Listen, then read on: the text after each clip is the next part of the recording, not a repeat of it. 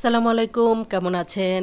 আশা করছি ভালো আছেন। আলহামদুলিল্লাহ আমিও ভালো আছি। বাইরে তো প্রচুর বৃষ্টি হচ্ছে আর বৃষ্টি আমার খুবই পছন্দ।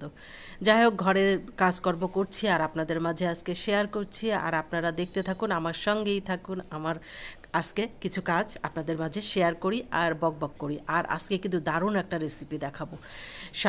মানে সকালের হোক বা বিকালের হোক, খেতে কিন্তু দারুণ ভালো লাগবে।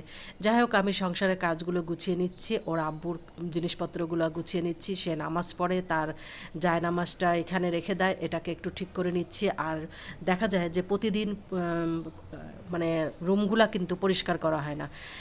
অন্যান্য রুম হয়তো বা প্রতিদিন সব রুম পরিষ্কার করা হয় না, আজকে এই রুমটা পরিষ্কার করছি।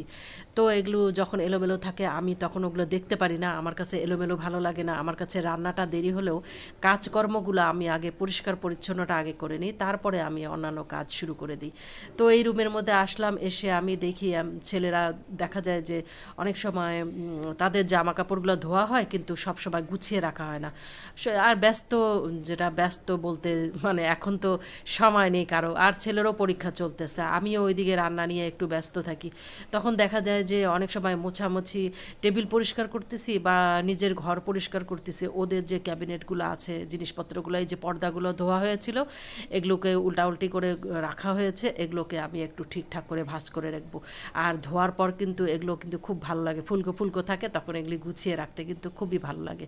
আর আমি এগুলো মানে 2 সেট হয়তো বা 3 সেট থাকে পর্দা, ওগুলোকে আমি খুলে ভাঁজ করে রেখে দিই, অন্যটা লাগিয়ে দিই। এবার তো কালো টাইপের এগুলো লাগাইছি, ওগুলা ঘরটা একটু অন্ধকার অন্ধকার লাগে।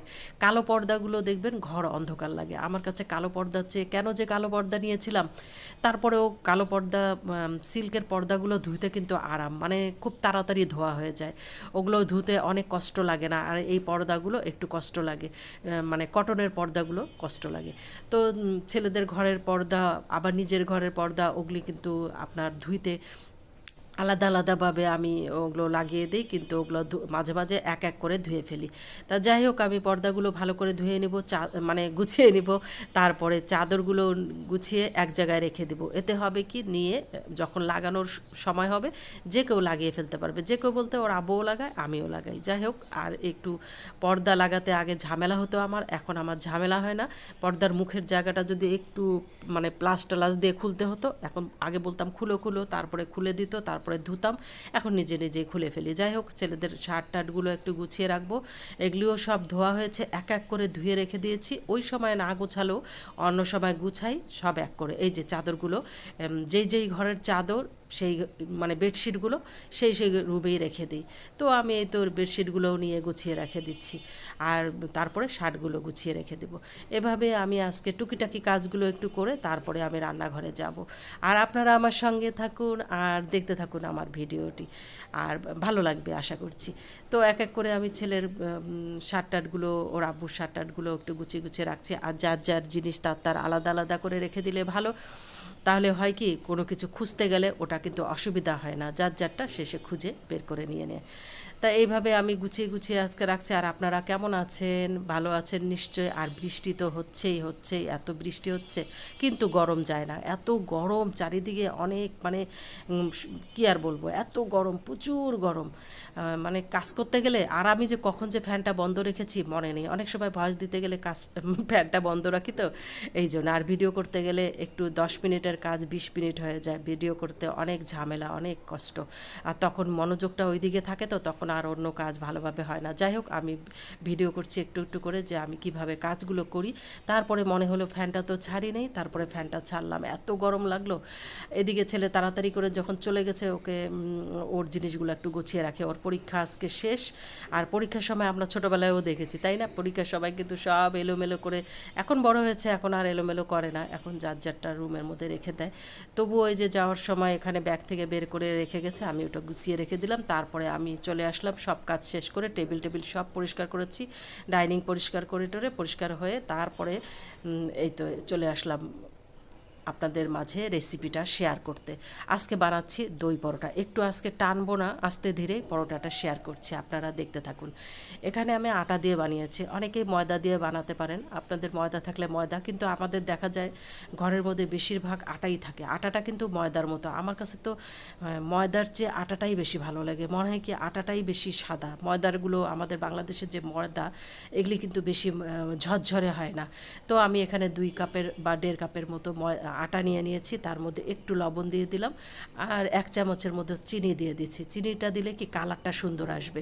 আপনারা এভাবে বানিয়ে দেখবেন, খেতে কিন্তু ভালো লাগে। দই পরোটা বানাবো, ঘরে যেহেতু একটু দই ছিল আর টক দই, ওইটা দিয়ে দিলাম, চিনি, লবণ আর টক দইটা দিয়ে দিলাম, একটু হালকা দুধটা গরম করে নিয়েছি, দুধটা দিয়ে দিলাম। আর এখানে দেখা যাচ্ছে আমার একটু পানি লাগবে, আমি হালকা একটু পানি গরম করে দিয়ে দিলাম।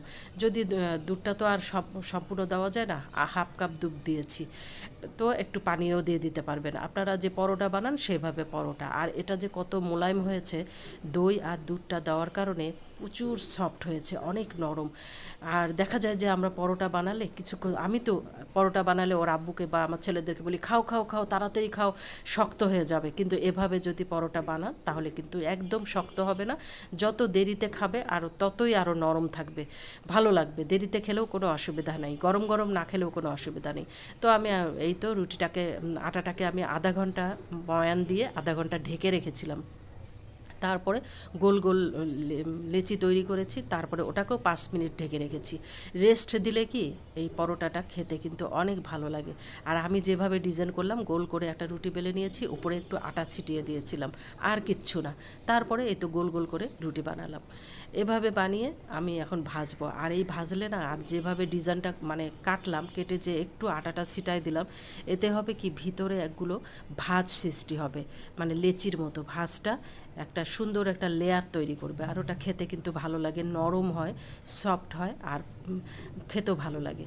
তো এই পরোটাটা, দই পরোটাটা যে খেতে কত ভালো, অন্য কিছু কিন্তু লাগবে না। আমি তো তারপরেও এটা দিয়েছি ছেলেকে, মানে মুরগির মাংসের ঝোল দিয়ে, আর আমিও খেয়েছি মুরগির মাংসের ঝোল দিয়ে, আর খেতে কিন্তু ভালোই লাগে, অনেক ভালো লাগে। এটা কিন্তু খেতে কিন্তু এমনি এমনিও খাওয়া যাবে, এটা কিন্তু কোনো কিছু লাগবে না।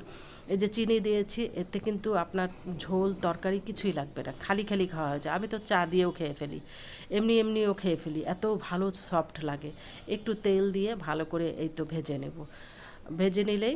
আর এখানে যদি যদি ঘরে ঘি থাকে, একটু সামান্য তেলের সঙ্গে মিশিয়েও দেওয়া যেতে পারে। আমি কিন্তু সম্পূর্ণ মানে যা আমি করি সেটাই আপনাদেরকে বলি, কোনো কিছুই গোপন রাখি না। তো একটু এই তো লাল লাল করে ভেজে তুলবো, লাল লাল করলেও এটা কিন্তু শক্ত হবে না, খেতে কিন্তু খুবই সফট লাগবে। তো এটা বানিয়ে ফেলবেন আপনারা, খেতে কিন্তু ভালো লাগবে। আমিও বানিয়ে ফেলতেছি এই তো। আর এখন কিন্তু প্রচণ্ড গরম, গরমের মধ্যেও কিন্তু এগুলো, মানে আমরা তো পরোটা রুটি তো খেতেই হয়, তাই না? সকালে উঠে ভয়েস দিচ্ছি তাই কথাগুলো জড়িয়ে যাচ্ছে। আর একটু ঠান্ডাও লেগেছে, বৃষ্টিতে ভিজেছি না, এই জন্য ঠান্ডাও লেগেছে। এই তো আমার পরোটা বানানো শেষ, এভাবে আপনারা বানিয়ে খাবেন। আর দেখুন কত সফট হয়েছে, একটু মোটা মোটা লাগছে না? খেতে কিন্তু ভীষণ মজা। আল্লাহ হাফেজ, সবাই খুব ভালো থাকবেন, সুস্থ থাকবেন। আর এভাবেই নিত্য নতুন খাবার তৈরি করে